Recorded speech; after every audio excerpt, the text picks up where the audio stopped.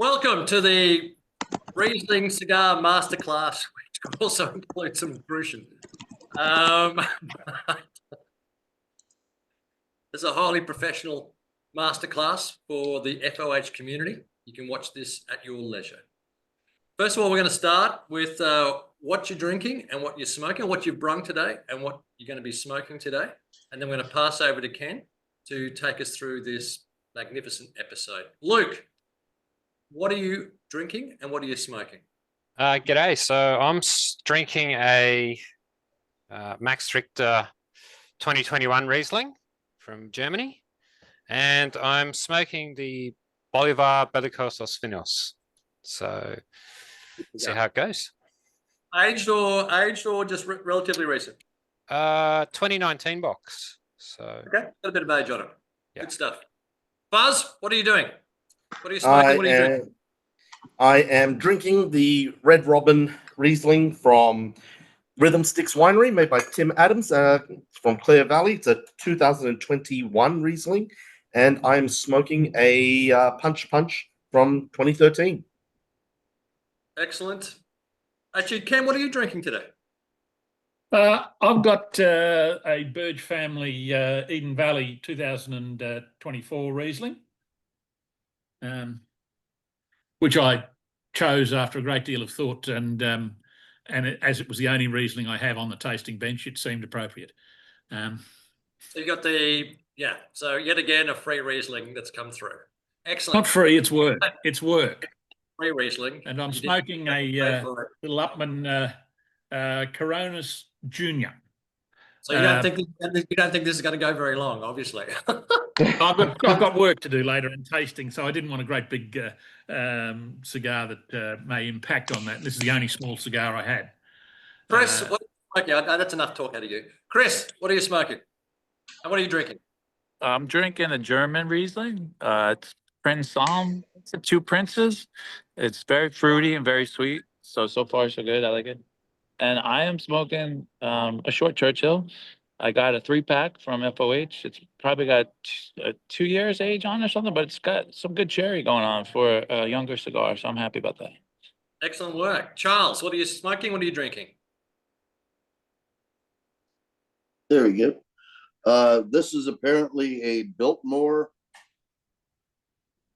Estates, which is in North Carolina, massive complex that used to be owned by the Vanderbilts, or I think it still is. But the wine seems to be made in California. I'm smoking a 2019 P2. Very nice. John Bennett, what are you smoking? What are you drinking? Yes, I'm the only one that's cheating. I'm drinking bourbon just because I'm a total beginner at Riesling. I'm sorry, guys. I've never had one in my life, I don't believe. So just like the Champagne Masterclass, that's what I'm here for, is to learn. This is an SOP June 20 Monty 3, which are smoking. Well, I hope it goes better than the Champagne Masterclass. An hour after that, I was in intensive care. Oh, God. That's right. Brett, what are you smoking? What are you drinking? So I'm also smoking BBF from 2020, and for my wine, I have Ernie Loosen, his Orziger Wurzgarten 2019 Cabinet. Excellent. So that leaves me. I'm doing an Orlando Steingarten Eden Valley Riesling from 2020. It's one of our more expensive bottles of retail Riesling in Australia. I haven't had it before. I've also got a bottle of Grushin Riesling, which is technically not a pure Riesling. It is technically not Riesling at all. But it is actually sold as our top Riesling in Australia. It's also one of our cheap bottle shops, Ken. That's what they do. It's a girly favorite. The women love it. It's sweet and it goes well, apparently. Grushin, for those interested, Grushin is actually a variety that was often mistaken for Riesling years ago. And here it used to be known as Clare Riesling until they worked out, in fact, it was nothing like, it wasn't Riesling at all. There's quite a bit in South Africa, and it's caused problems over there because people, are, same as they did here, have mistaken it for Riesling. And it's shall we say, it is not the noble variety that Riesling is. But hey, it makes serviceable wine, and they sell buckets of it. Buckets, it's our number one selling white wine in Australia. That bottle there. Number one selling white wine in Australia. You can Google it up. Sorry, Brown Brothers number one selling white wine, not the number one. I believe it's the number one selling white wine in Australia, Ken. I believe it is. It could well be. Yeah. So if I can get you all, if you haven't already poured a glass, pour yourselves a glass of Riesling. The reason I chose Riesling for this month's masterclass is... So I told you to. No, was that true? I don't think you did tell me to, did you? You wanted to do something else, and I said, no, bugger it, let's do Riesling. That's simple. But most people don't buy Riesling. And certainly... That's another reason we... Yeah. Another reason we wanted to do it. And I love Riesling because from a flavour perspective, whether it's German or Australian, there's just so many different levels that you can get from Riesling. There's so many different types and styles of Riesling. And this is where I'm going to pass on to Ken. What is the history of Riesling? Why is Australia so dominant in Riesling, or was once upon a time? It used to be our number one selling white grape, and now it's gone to being in the nether class. But give us a bit of background on Riesling, Ken. A German variety. It's like all these things. There's arguments about the grape. Yeah, the Riesling grape, a German variety. It's first detailed, depending who you read, in the 1400s or the 1500s. Hieronymus Bock, not Bosch, Bock, apparently wrote about it in the 1500s, describing it as a grape that can be found in the Moselle and in Worms. Quite what it was doing in Worms, I'm not really sure, but anyway. It's been around, obviously, for many, many years. It's the grape of Germany. It's in all manner of different countries around the world, throughout Europe. France is a bit difficult. It's actually banned in France, except in Alsace. And that's because Alsace occasionally is German. It depends who's winning. It goes backwards and forwards. And so it's been allowed there. But interestingly, they only allow 3 different clones in Alsace. In Germany, there's about 60, 80 different clones. It's huge, or has been huge in Australia. It's obviously in America, it's been important, first in California, then Oregon, and also Washington. Canada, New Zealand it's a bit late to the party, but they are making some really good Rieslings there. But because of the climate over there, they tend to be searingly acidic. So they'll often use quite a bit of sweetness to balance. Australia's a bit different to a lot of places in that it's gone the dry Riesling. Well, we do make a lot of sweet Riesling as well, and some very good ones. But in Australia, we went the dry style, and it's grown in areas that are much warmer and much drier than most of the world, like Germany has.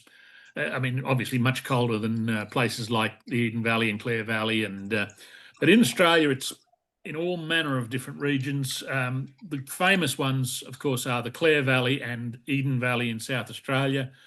The Great Southern region across in Western Australia is also doing some stunning Rieslings now, and they get this lovely honeysuckle character at the end of them. But you could go everywhere.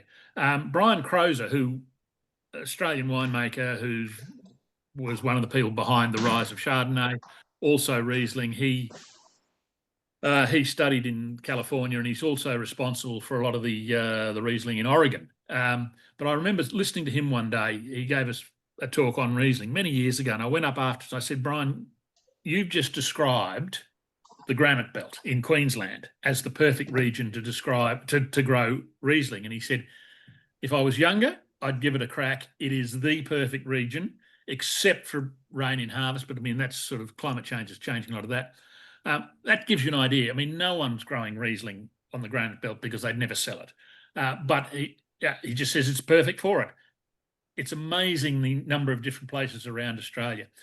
Germany obviously has the different variety. I mean, sweet Riesling is what we think of with Germans, but they are making a hell of a lot of drier styles now. but you have their various classifications: the Cabinet, Spätlese, Auslese, Beer and Auslese, Trockenbeer and Auslese, and the little oddity called ice wine, which is where the grapes actually freeze in the vineyard and they come out and pick these frozen. You'd really want to be a harvester in Germany in the middle of winter at about 3 a.m. You're out in the vineyard picking frozen berries. That'd be fun. And of course, then they crush these things because they're frozen. You get about 3 drops of Riesling out of every bunch. That's why they're so incredibly expensive. And they're incredibly intensely sweet. Obviously, Trockenbeer and Auslese, the same thing, incredibly sweet. Beer and Auslese, a little less. Auslese and down the chain. Question. Yes. So I've always associated warmer climates with richer, slightly sweeter wines. The Germans predominantly have sweeter wines in a cooler climate. Are they adulterating those wines to achieve that sweetness? Oh, some might, but in general, no. It's warmer climates aren't necessarily for sweeter wine. I mean, the sweetness comes from how you make them, really. When you stop fermentation, the amount of sugar that's in the grapes, all those sort of things. So if you look at, I mean, Germany, obviously for sweet wines is key. Bordeaux, I mean, it's not really a warm area. It's warmer than some, I guess. Canadian ice wines. I mean, that's not a warm style at all. No, but that's a different method of production, and I can understand. Yeah. I love Canadian ice. I think that they're stunning. But yeah, okay, that makes a bit of sense. That makes a bit of sense. Yeah. I mean, I love the idea. Well, I love the idea. If I'm having oysters, I'll try to find a Riesling from Pakolben. Yeah. Because I love that flinty nature of them. I love that. But I don't know. You tell me what. Are you actually recording this? Can you edit that bit out later? No, I'm not editing anything out. I probably said it completely Pakolben. wrong. Riesling from Pakolben. Yeah, absolutely. I love Riesling from that region. It's bone dry. It's bone dry, and it goes perfectly with oysters. What wineries are you thinking of? I can't remember the names of them. You know when we had that business which you folded because you were fucking awful? No, I didn't fold it. Your mate folded it. Your mate's wife folded it. Bucket, it was called. But I actually interviewed a winemaker from Pakolben who did the most stunning Riesling. And I'll put it down below here after this video. It was absolutely stunning. And I've always loved that wine with seafood. Anyway, going back to the style. Okay, now, rewind. No, hang on, because we don't want that up actually without some sort of context here. Pakolben Riesling, there'd be about, I mean, someone might be doing it for fun, but that's the Hunter Valley, which is probably the least likely area in Australia to grow Riesling. It just doesn't work. Semillon, fantastic. Riesling, actually, Semillon used to be called Hunter River Riesling. Everything used to be called Riesling in Australia, but it was known as Hunter River Riesling because they didn't know what Semillon was until they found out it was Semillon and not Riesling again. No one in the Hunter's doing serious Riesling, not that I can think of. So I got a feeling you're mixing that up with somewhere else. In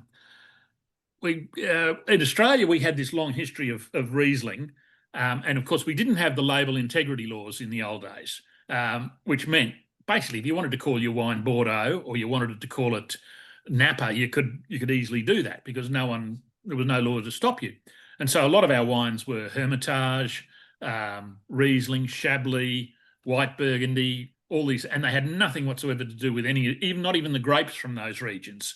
And serious Riesling producers in Australia, this used to piss them off because there was a bucket load of Riesling out there, most of which didn't have a single drop of Riesling in it. So it'd be Crucian, it'd be Trebbiano, Ugni Blanc, all these sorts of things, just bundled into bottles and called Riesling.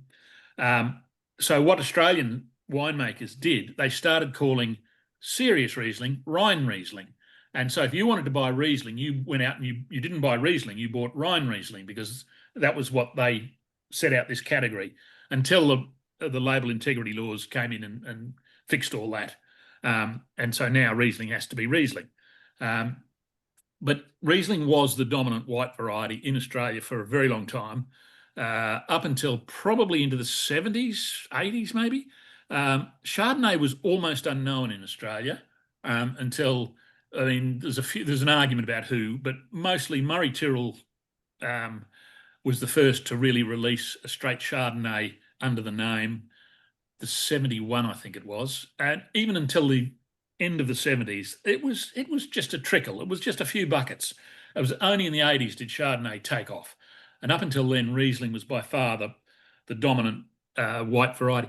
Coonawarra, our famous red region, there was more Riesling produced in Coonawarra than any other variety up until well into the 70s. But the other thing, I mean, if you look at Australian drinking habits, up until the early 70s, we drank more port and fortified wine than we drank table wines. We were a nation of port drinkers, of fortified drinkers. There wasn't that much wine drunk in comparison. I mean, today, I mean, port and fortifieds are a tiny little category of the market. But back then, more port than table wine. All these areas. So I mean, was it fair to say Australia made more port than anywhere else in the world? Oh, probably Portugal. I would suspect would have made. Well, we made fortifieds. We made sherries. We made. Well, that's what I meant in terms of fortified. In terms of fortified wines. I honestly have no idea of They had a quantities. I doubt. Yeah. I mean, we just didn't drink that. We drank a lot of beer, a lot of rum, all those sort of things. We didn't drink that much. I remember Len Evans telling me one story in his travels somewhere out in Queensland where he went into the pub and ordered a glass of wine, and he was. They looked at him and just said, "Mate, go into the lady," because in those days pubs had ladies' dining rooms. You go into the ladies, thanks. We don't have poofters here drinking wine in the bar. You want to drink wine, you go into the ladies. Where he Len Evans, who's now passed away, is one of our great wine. Extraordinary man. He was a force of nature. He was a Welshman who came out here to play golf as a professional, but he worked out fairly quickly that he just wasn't quite. He was very good, but not good enough to be professional. Got into the hospitality, and turned out he had one of the world's great palates and an ego that is rarely seen anywhere. But he was always entertaining and good fun. And he drove Australian wine for a very, very long time. Without him, we wouldn't be anywhere near where we are today. He was the sort of the larrikin rogue, whatever you want to call him, but he was quite extraordinary. Larrikin indeed. Larrikin indeed. So when it comes to, let me change the conversation. When it comes to cigars and Riesling, what do you think the style of Riesling that best suits cigars would be? Well, I mean, obviously cigars vary as much as wine does in many respects. So there's no one size fits all. I tend to think that perhaps a sweeter style, not too sweet, but a sweeter style, I just think that sort of works a little bit better than the bone dry styles.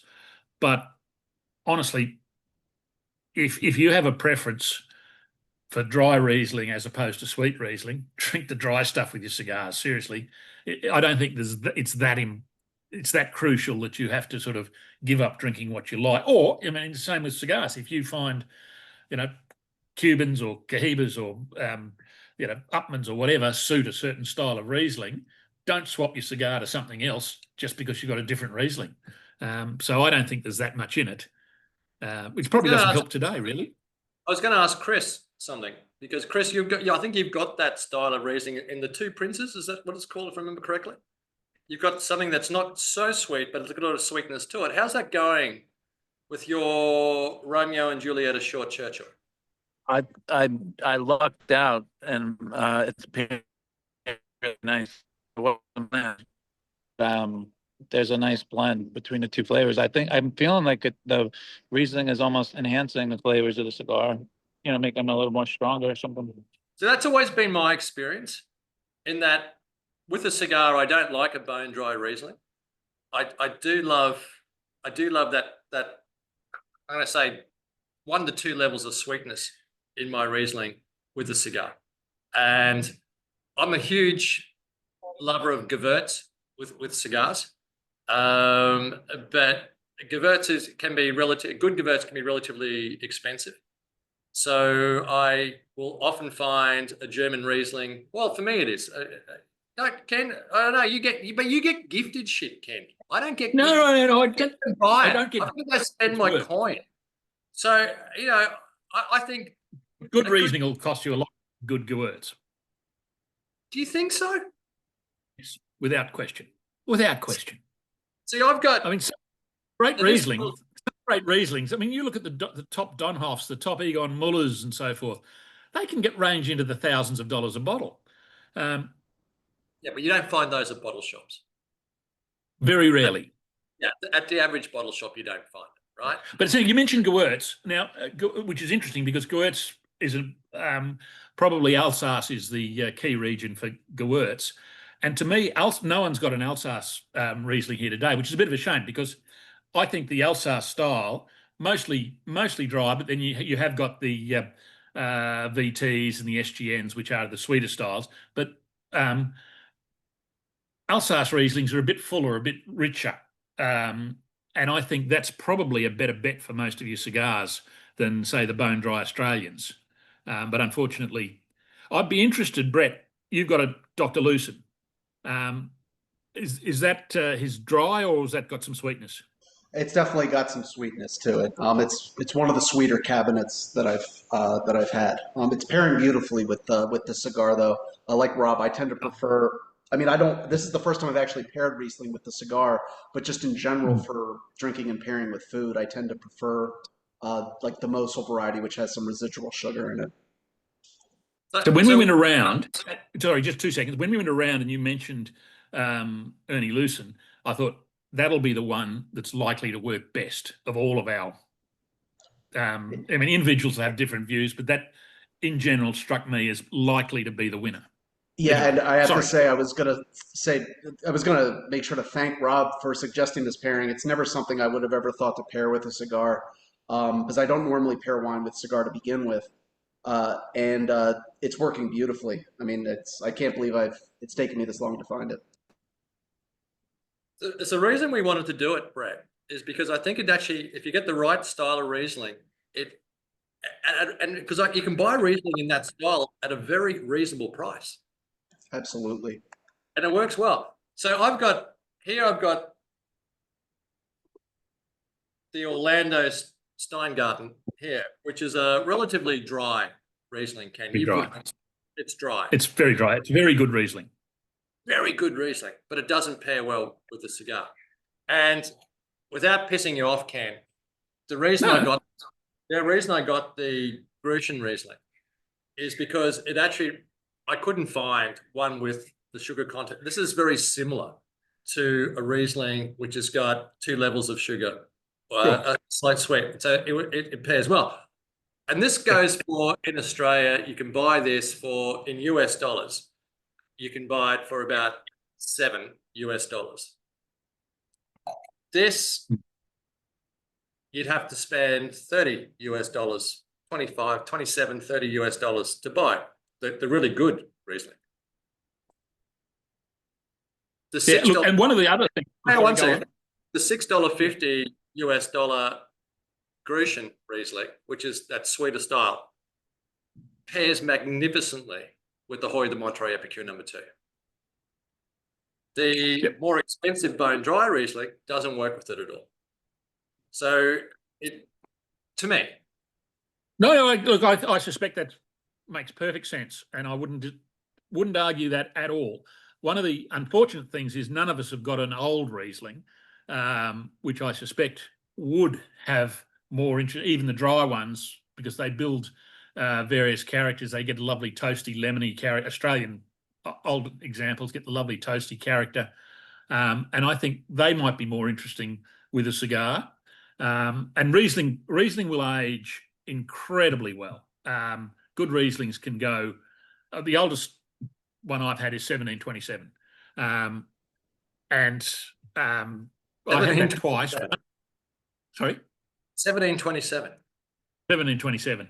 And actually, I found out later, it's technically, it should have been a non-vintage because they blended 3 barrels that they had in the winery. The other 2 were both from the 1600s, but this one was 1727. So they thought because that was the youngest, they probably should name it 1727.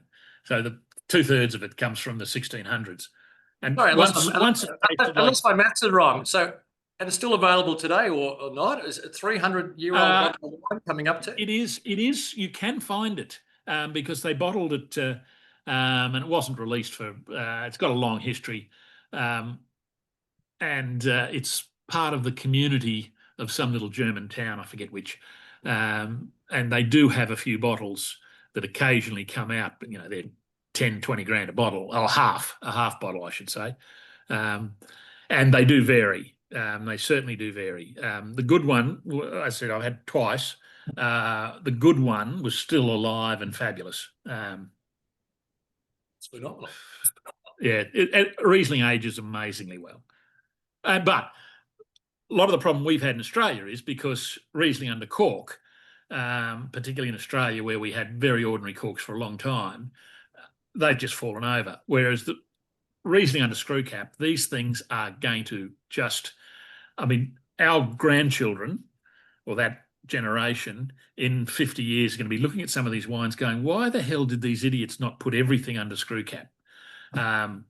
It makes such a difference. It's so much fresher, so much. I've seen some German ones under screw cap as well.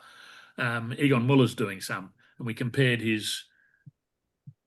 same wine under cork, under screw cap, and it was so clear which was the fresher, more enjoyable wine. Sure. Not always. Cork can do a very fine job as well, very often, but not always. We just do a work around the table here in terms of the experience that different people are getting with their wine and their cigars. So start with you, Luke. Yeah, look, I've never really paired wine with a cigar before, so this is really blowing my mind a bit. I'm enjoying it. For me, it's sort of with the BBF, I'm getting the usual sweet tobacco notes, a bit of caramel, but the Riesling's bringing out this really nice floral note that I don't normally get off of BBF myself. And when you're at a restaurant, you get the dessert, you get those like small gel balls that are a bit sweet, sort of grapey, sort of getting bursts of that in my mouth. It's unusual, never had it before, quite enjoying it. How are you finding the wine? Is it in that dry style or is it a little bit? It's a little bit sweet. So certainly not like a ice wine or a Sauterne or anything, but it just be maybe 2 levels of sweetness above your regular dry. That's working well. Excellent. Buzz, how are you experiencing? What are you finding? Well, whilst I do like the Red Robin Riesling, I find that it is a little too dry to pair with the cigar. I actually would have preferred something a lot sweeter. I just find it's not really working well for me.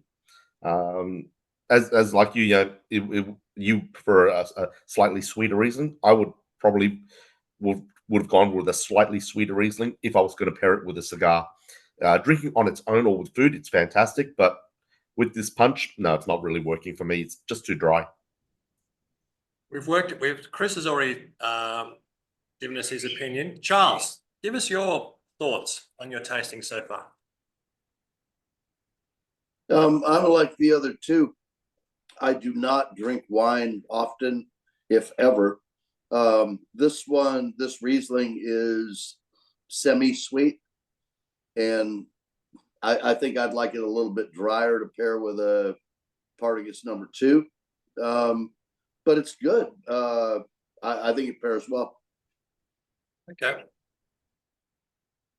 Brett Furman's headed off, but we'll get his opinion a little bit later on. Ken, with your Riesling, Brett's back. Brett, give us a summary of how's it going so far, pairing with your cigar. I know you said you enjoyed it previously, but fill us in now. It's going beautifully. I think a BBF was a good choice. It's pretty robust, which helps it to stand up to the residual sugar that's in the wine. I'm loving the pairing. I think that especially for the price you're able to get a Riesling like this for. I mean, I normally, if I was going to pair a wine with a cigar, I would normally choose champagne, but you could buy 3 bottles of this for the price of 1 bottle of champagne. So I think it's going really well. I think Bolivar is a good choice if you're going to choose a Riesling with a little bit of sugar in it. I'm glad I went with this and not like a Spätlese, which would have had even more sugar. It would have been too sweet. I think Bolivar is probably a good market to look to. Kenny, how's your pairing going? It's a lovely Riesling. It's not a bad little cigar. Probably a bit too powerful for the Riesling. I mean, it's quite a delicate style of Riesling, dry style. So yeah, I wouldn't say this is a perfect match by any means, but you know, it's a lovely Riesling and it's quite an enjoyable cigar. So it could be worse. It's not. I'm not going to think back on this as wow, didn't they work well together? It's just a bit of fun having them both. I looked up in the US in terms of Rieslings that are available from Australia. And there's a fair few Eden Valley Rieslings and a fair few Clare Valley Rieslings. What's the difference between generally, and I know every winery is individual, but in terms of the two regions, geographically, how far apart are they? What's the difference between them, between Eden Valley and Clare Valley? Eden Valley is the area that's part of the Barossa overall area, but it's the higher sort of, even though it's called Valley, it's actually the higher part. You find places like Henschke and Yalumba are up there. And Clare's further north than that in its own little area. And for whatever reason, Clare just happened to work for Riesling for us. You'll get Australian Rieslings you'll get a lovely citrus, particularly a lime character, sometimes grapefruit, pink grapefruit, florals, but that lime character. Eden Valley, I find perhaps a little more focused, or in the sense of more steely background. But to be honest, if you put a dozen in front of me, there's no way in the world that I'm ever going to pretend I'm going to be picking them all. It just doesn't. They are too similar. The ones over in the Great Southern, I find it's got a regional character, that a honeysuckle towards the end of them, and you get that. So that's a bit of a giveaway for that area for me. So what's Great Southern? What's Great Southern? Where's Great Southern? Way over in the Western Australia. Western Down Australia. Mount Barker, Paronga ups, that area. So honeysuckle, those aspects there. So if you were to recommend 3, 4, 5 Rieslings that you think would pair well with cigars, what would they be? Well, I'd be looking to those that have a little bit of sweetener, the Cabinet, or maybe even Spätlese, that sort of area. I'd probably look to all of them in Germany, really. I mean, maybe I might look at a slightly sweeter style from New Zealand, but I think they're still probably a bit too fierce. I'd be looking at Germany. So a question here. So Riesling was our #1 selling white wine in Australia for many, many years. And then it fell off the cliff. Chardonnay took over. Then Chardonnay was taken over by Sauvignon Blanc, in effect, in terms of sales numbers. Oh, no, Chardonnay's still ahead of Savvy. You reckon? Oh, yeah, I think there's just too much of it planted. I mean, once we discovered Chardonnay, we put it in anywhere that could take a vine, basically. So I don't think I'd be staggered if Sauv Blanc had taken over from. I'm going to Google it up. The question I was going to come back to was, why did Riesling fall off the cliff in Australia in terms of sales? Well, it didn't. I mean, it actually didn't really fall off that much. It was more that Chardonnay just went whooshka and overtook it. Riesling has tended, given a few fluctuations, to have kept around about where it's dropped back a bit, obviously. But look, people just love the taste of Chardonnay. And in our early days, we'd never seen white wine in oak the way that they made it in the early days, and people loved that taste of oak. In fact, a lot of people had no idea what Chardonnay tasted like. The wines were so heavily oaked, they just loved this lovely vanilla and caramel character that they were getting in their whites. Then, of course, and great Chardonnay is a great wine as well. It's Riesling got a bit of a. I mean, I talked to my sister. I cannot get her to open a bottle of Riesling. She says, I don't like sweet wines. I say, this is bone dry. No, it's not. I said, it's bone dry. Try it. So she tries it. And the thing is bone dry. It is literally analysed down to the end of its life, bone dry. And because it's Riesling, it tastes sweet to her. She cannot get it out of her mind. And she's far from the only person. They've got this perception of Riesling being this sweet, mawkish sort of style. And a lot of this comes from the reputation of the fact that a lot of the Riesling people were drinking wasn't Riesling at all. It was whatever they wanted to whack in these bottles. And they were pretty ordinary wines. They were cheap. They were just for guzzling. And so people thought of Riesling as a pretty ordinary sort of style. But that was what was there. And then through came Chardonnay, and we were told this was good. And we also liked this oaky character.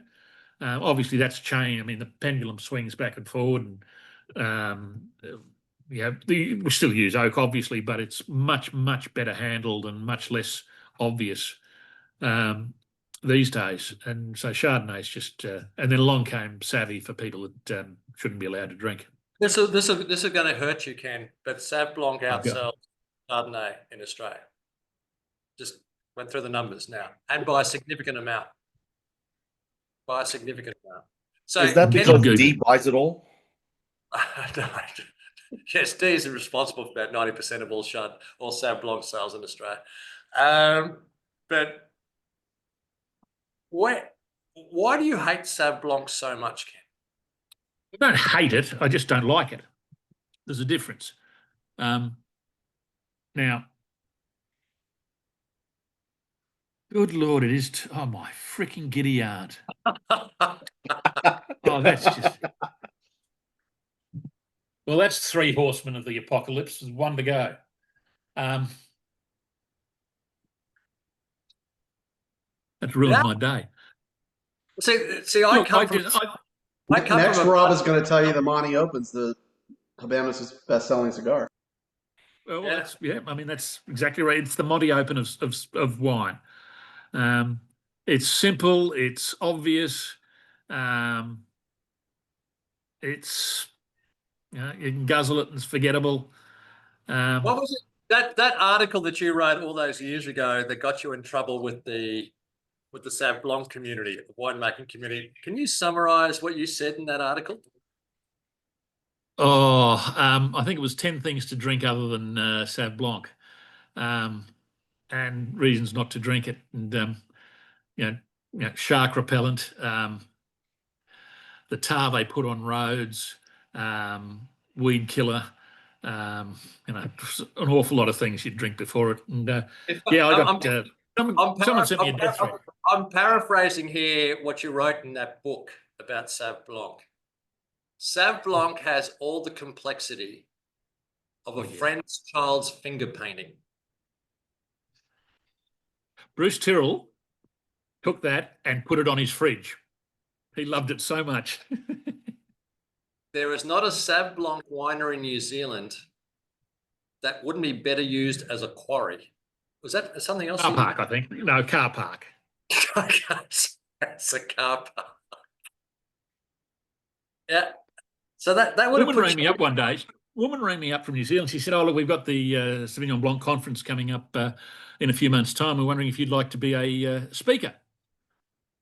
And I said, "Well, trip to New Zealand. I can take a bit of time off, go fishing as well." "Yeah, sure. But are you sure you got the right person?" "What do you mean? Have you read anything I've written?" "Well, they told me that you were a writer." "Yeah, I am." "Have you read anything?" "What do you mean?" I said, "I might not be the sort of person you want speaking on Sauv Blanc." "Oh dear, really?" She said, "Well, look, there's a Pinot conference coming up. That's me. I'm there. Yep, I'll take that one." I don't think I would have been very popular at a Sauv Blanc conference. But look, There are some Sauv Blancs where the makers have tried to put some complexity into the wines. It's just not a variety. A person once told me that there's something like 30. A scientist told me there's 30% of the population have a just an automatic reaction to the sort of I forget what they call it in Sauv Blancs, the pyrazines that are in Sauv Blanc, that character that comes through, that 30% of the population just react badly to it. Now, maybe What are pyrazines? What are pyrazines, think of that sort of bell pepper character, that herbaceousness over the top. Yeah. So that's what.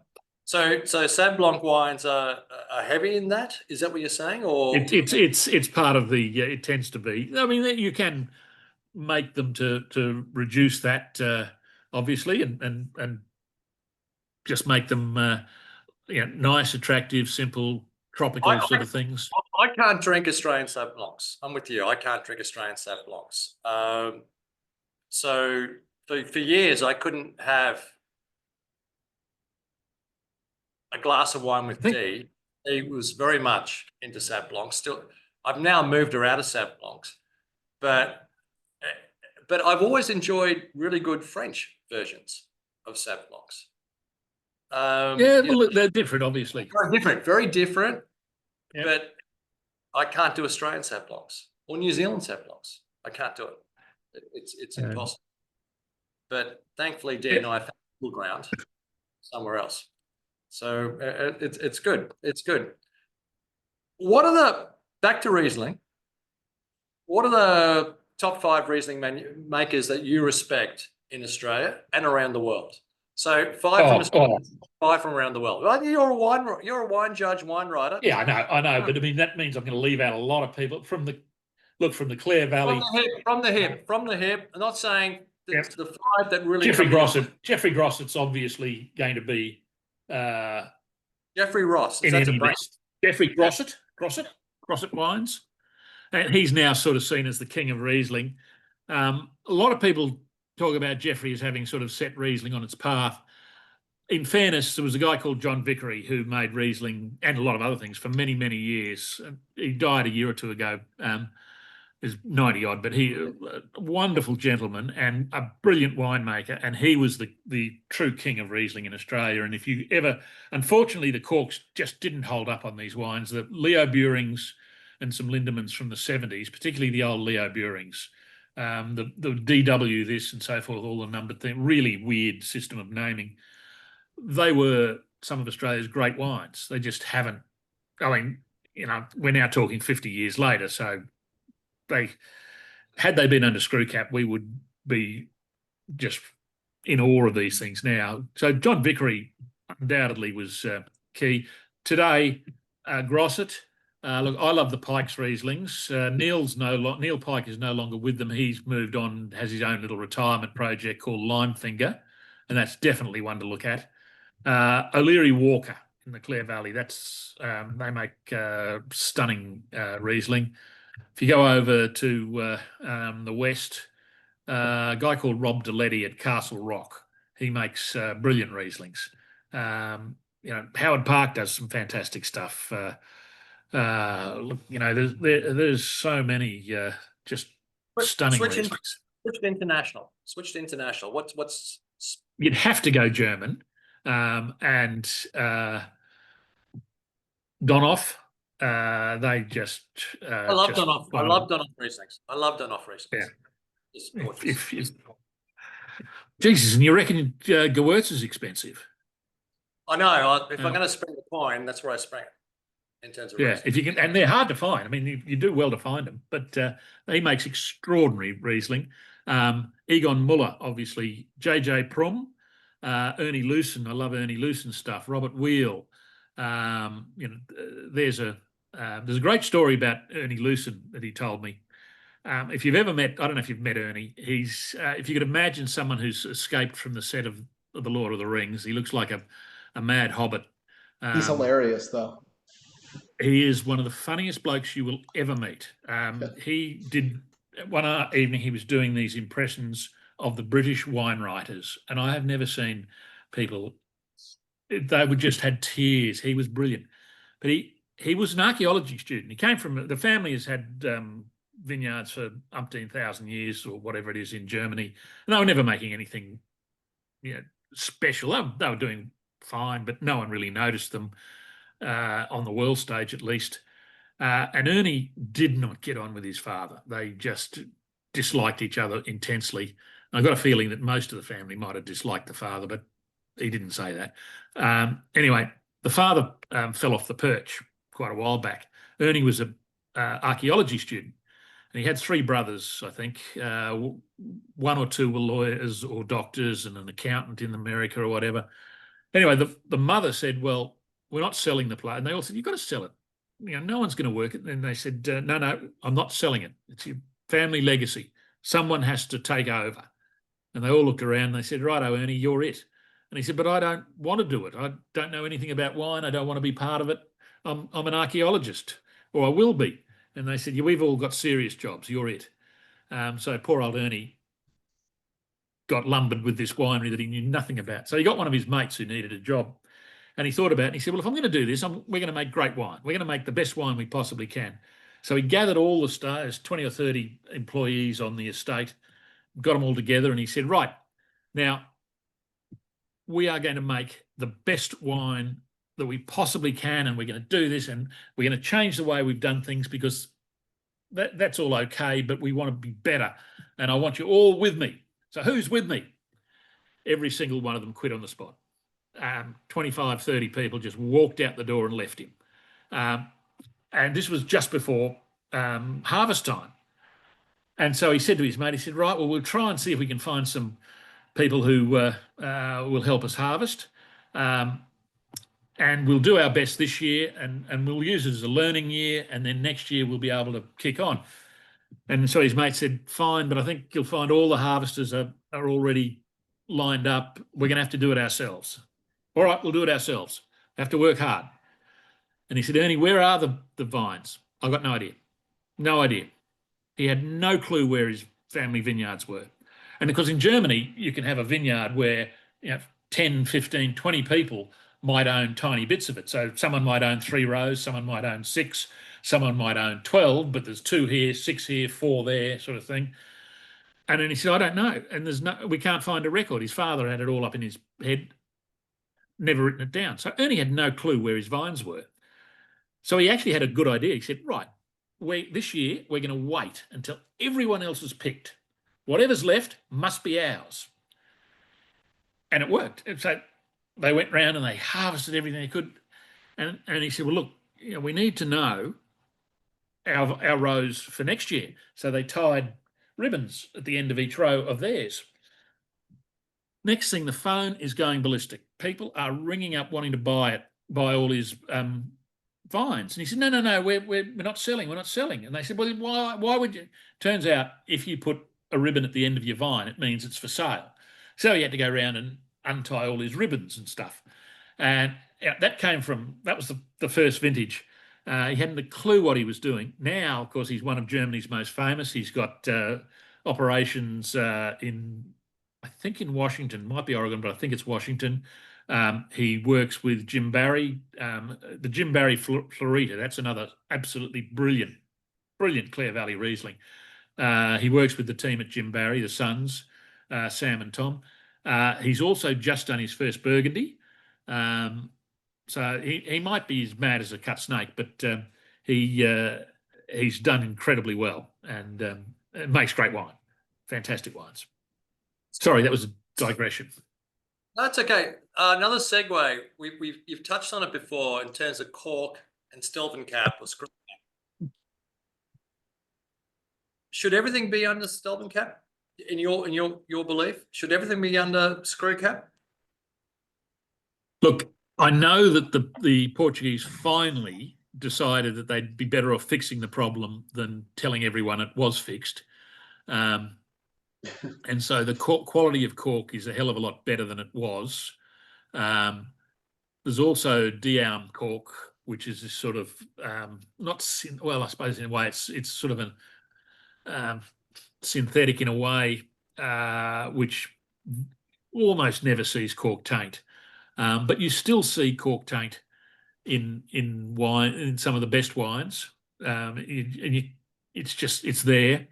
I think also, I mean, I've talked to British wine writers and they say, but that's part of the fun of wine is you've got a case of wine, you don't know how it's all going to taste. There'll be variations. And I think Like cigars, I'm a like a freaking box of cigars. Yeah. Wow. exactly. I'm a freaking winemaker. I want that box to be as I make it. I don't want Cork making it different or whatever. I want those wines to be as good as they possibly can as I made them. And there's more chance of that under a Stelvin. I mean, everyone says, oh, well, there will be a better way to seal wines come down the track. Who knows? But for me, I think Stelvin or screw caps are so reliable and do so well.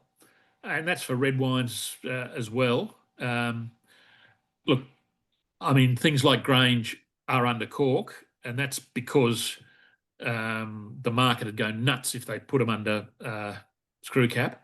But otherwise, only a couple of the very top wines of Penfolds are under cork, although they do cork for some of them for specific markets. But have you done? So I was going to ask one question. Sorry, Brad, just before I forget it.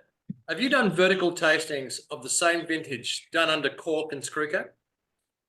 1,000 times. And look, occasionally, you'll find a wine under cork that steps up, but in general, I find the wines under screw cap just have. Well, as I said, I mentioned Egon Muller. We did a thing at Egon Muller's. In fact, that's the last time I had a cigar with a Riesling. And we came down afterwards and we're sitting there and I mean, Egon Muller's wines are just ridiculously expensive. The basic wine is $1,500, whatever. The top wines are $1 squillion. And he said, look, I've done some wines under screw cap.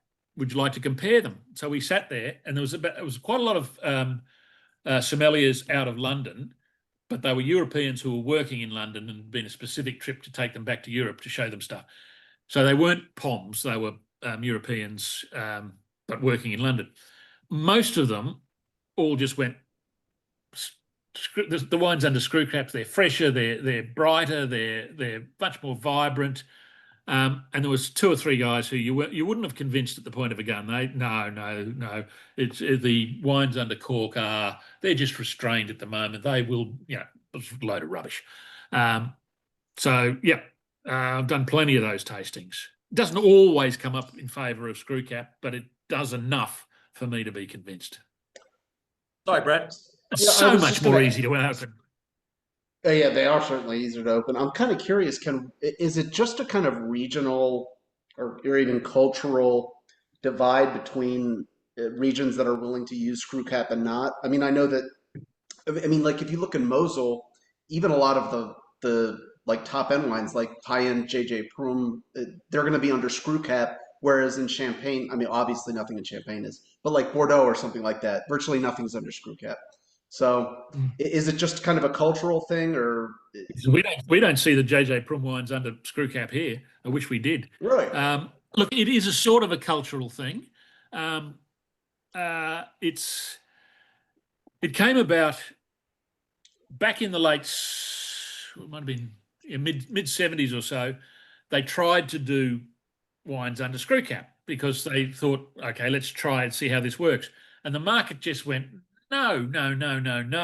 And in fact, it was so silly at one stage that one winery was putting cork but having a screw cap above the cork.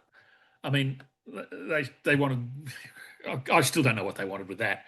But the market just said, no, we're not ready for this. And so they all went back to, after about 2 years, they all went back. Now, those bottles that are under screw cap from that era, you compare them next to the wines from that era under cork, it's chalk and cheese. They are just so much better. Anyway, then John Vickery was one in the late 70s. No, sorry, late 90s. He started putting some wines back again because he was so sick of his wines being spoilt by corks. He'd seen this, started doing this. there's a table at the Sun Hotel in Auburn in Clare Valley where the winemakers sat around and said, we got to do something because Australia was getting crap corks. We were paying top dollar, but the Portuguese were sending us crap. The great corks were all going to the top wineries in Europe. We were just seen as this little backwater, and they thought they could just fob us off with rubbish and that we'd just keep buying it. And the winemakers said, no, bugger you. If we're paying just as much as the Europeans, but we're getting the rubbish. Let's try this other way. And it's cost the Portuguese enormous amounts of money because of the use of screw cap here. And these guys in the Clare Valley, about 2000 or 2001, I forget which, they agreed to put a vintage under screw cap. Now, a lot of them did screw cap and cork. Both. Some did everything, some split the vintage. And I think they did the same thing the following year. But they soon found they couldn't sell the wines under cork. These were the top producers. These weren't your commercial stuff that people were just buying off the shelf. These were the guys who sought out good Riesling. They wanted the screw cap stuff. They wouldn't buy the stuff under cork. And so wineries flicked across, and then the reds follow. I mean, all sorts of whites, reds followed. So now I don't know what the percentage is, 70, 80%, probably at least 80%, I would have thought, of Australian wines are under screw cap. New Zealand, the Clare makers went across to New Zealand on the New Zealand winemakers' invitation and explained it all, what they thought to them. New Zealand was the same thing. They were getting crap corks to stop paying for the good stuff. So they went with screw cap as well. And they actually have a higher percentage than us of wine under cork, under screw cap.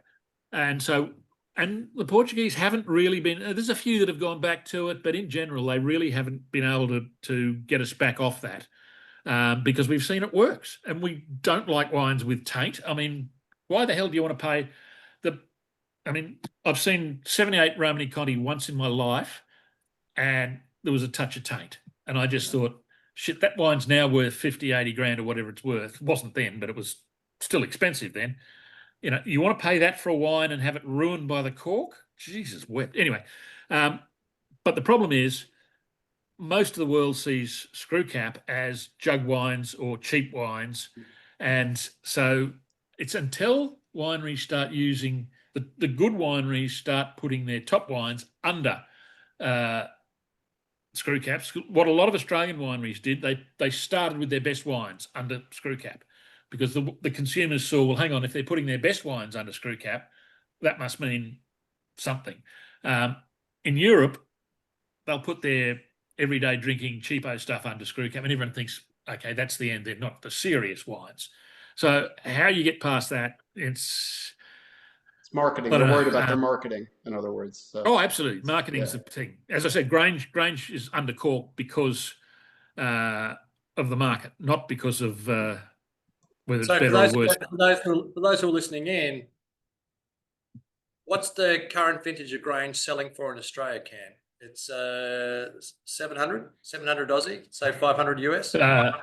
We've got the 21 coming out tomorrow week, I think, or Tuesday week. And it'll be it's 1,000. 1,000. So it's seven. So basically 650 US a bottle. In terms of that, and that's taxes play a role. So they may not pay that much because we are ridiculously heavily taxed on wine in Australia and most countries. So they may pay less. They pay 400 US a bottle if you can get it. Yeah. And the 21 will be one of the all-time greats. Yeah. In terms of that, guys, any questions you have for Ken, please ask away. This is a very casual sitting, but whether it be on Riesling or on any other sort of wine that you want to talk about at this point, ask him a question. If you don't mind me jumping in. So Ken, did Riesling kick off in Germany or France or? Yes. And did it Germany? Did it come there from the Romans, or are they just native to that area? It's native to Germany, or it's believed to be native to Germany. I mean, these things are always sort of they work on them and they discover they're related. There's a grape called Goulet, which seemed to be related to everything. So they're all half siblings or grandparents or grandchildren of these things. They're all related. Although Italy has a grape called Riesling something, which is completely unrelated to Riesling, just to make it simple. It's a German variety. Fascinating, thanks. The other question I had was back to do with Australia. How did it end up here, and how come we were mostly drinking fortifieds and stuff way back in the 40s, 50s? Jesus. The first one is most of our a couple of vines came out with the first fleet in, what was that, 1788, and they were actually planted where the AMP building is in Sydney now, near the harbour. But then they were sort of moved, a lot of these things, there was a nursery on the edge of Sydney, and a lot of them were taken up to the Hunter. But most of our variety, our grapes came from a guy called James Busby, who picked a lot of them up in France, brought out probably, I forget, it could be 100 varieties or more. Also came down round via the Cape. There were vines there, he picked more up there, brought them all to Australia, and they sort of dispersed. Riesling was the one that went off into South Australia and a lot of places in about the 1830s or so, and was planted down there. As for why we just, why we drank fortifieds, well, we just did. Not really. That was what people drank. I suppose more alcoholic, quicker way to get pissed. Yeah, no, fair enough. Thank you. Do we? I keep being told this, that Australia has some of the oldest vines in the world, regardless of grape variety. Is that true? Yes. Why? Phylloxera. Phylloxera is an aphid, and it's native to North America, and it lives on the vines there. And it's developed, like so many places around the world where you have various species that live, if not in harmony, they actually exist together. European grapevines had never seen phylloxera. And when vines were taken across from Virginia, I think, and brought to Europe, with them came this little aphid. Now, this aphid's got about 19 different stages of its life cycle. And I thought there's variations. We may not have the one with wings, but this thing it lives on the vine roots. The problem was, in Europe, it munched through these roots, and whereas the American vines were resistant to it, and they just lived together. In Europe, it was munching its way across Europe. And look, the wine industry, had they not found a way to stop this, the wine industry could have literally, wine could have been some sort of curiosity that we talk about in nostalgia. And they held competitions. Basically, how do you stop this? And there were schools. Someone decided that urine. So schools, at morning and afternoon tea, schools would all be marched to the local vineyards to piss on the vines. Someone else believed toads would eat these little aphids. So they went around burying toads. Another thing was carbon sulfide, I think. So they got 6-foot syringes and would basically pump this crap into the vineyards. Someone else decided flooding it would work. What does work a bit is the fact that it doesn't like sand. So there's a couple of little vineyards in Europe that are protected by sand. They've still got original vines, although they don't tend to be so old because they've been, what they call the muscle thing, that they've been replaced. Finally, they worked out American rootstocks. So American rootstocks were brought over, and almost all of Europe is on American rootstocks. So all of the vineyards, the grape vineyards of Bordeaux, the grape vineyards of Burgundy, slowly over a period, Champagne, everywhere, had to be dug up and grafted onto these American rootstocks and replanted. So that's why, for example, there's no Romani Conti 46, 47, 48, 49, because the vineyard was dug up to have to be replanted. And that happened across Europe. Now, we had the vines come out earlier. these days, a lot of places will plant on American rootstocks. Some will plant on their own rootstocks because some of our areas do not have Phylloxera. Places like Victoria and so forth, Phylloxera has got there, but they've kept it out of South Australia, for example, and some places in Victoria. So around central Victoria, Chateau Bilk, for example, has got ancient vines from the Shiraz and things, but in South Australia, we're talking ancient, what are we talking about? What years are we talking about? We're talking about 100-year-old vines or 1830, 40, 50, 60s, around that we've got vines going back to then. Hill of Grace, they're 165 years old, those vines, or some of them. what a great things like winery. that. Right. Well, sorry. What a great wine, but what a great winery. Yeah. Absolutely. Absolutely. I just looked at the last set of samples the other day. Amazing wines. So that's why we've got old vines. I'm sorry, this isn't a Riesling question. Does Port have Phylloxera? Do they plant on their own rootstock, or do they use American rootstock too? No, Phylloxera went right through there. Okay. The one place that I don't think Kinternaval, the National, has Phylloxera. I think that little patch is protected by sand. Okay. And that's one of the reasons it's so expensive, because it's such a rarity. One of the reasons I asked is I know Dirk Newport, some of his vines are like almost 100 years old, but it could be that they got Phylloxera really, really early. Oh yeah, Phylloxera was around in the late 1800s. Oh, okay. So yes, yeah. So that's absolutely true. A lot of them, but they would have been planted on American rootstocks. Good stuff. Just one last question. Yeah. If I'm here all week. Yeah. Who else is notably making it? Like France and Germany, obviously they do it. We're making it. New Zealand. Anywhere else around the world? Riesling? Yeah, Riesling. Yeah. Oh, it's all over the place. France doesn't do much, just Alsace basically. There's bits in Spain. Austria does quite a bit. Moldova, Eastern European countries do it. Canada and America. Most places they'll give it a crack.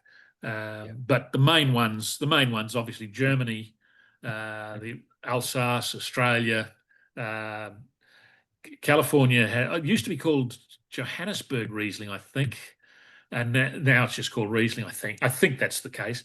And obviously further north with Oregon and Washington State, you've got Riesling up there. As I said, Canada. Lots of places. I have a question. Luxembourg. Something I've heard a number of people say is, and I think I've heard them say this about Pinot Noir too, is that Riesling is one of the reasons that a lot of wine lovers like Riesling is they say it's transparent, that it shows the terroir really well. Would you like to share your thoughts on that? Yep. Sorry, I meant to discuss that earlier and I forgot. Absolutely. Some of you might have come across Matt Kramer, American writer. Matt's he's a good mate, and he's an entertaining. And we had a long talk at one stage, and he doesn't mind Sauv Blanc. He said, "Hey, they put lipstick on a pig. At least you know it's still a pig." So I said, that doesn't mean you want to drink it anyway. But he gave a brilliant speech one day at a conference in New Zealand, and it was mostly about Pinot, but it came across with the Riesling. The monks always made their own wine in various places around Europe, particularly. They'd always have their own little vineyard.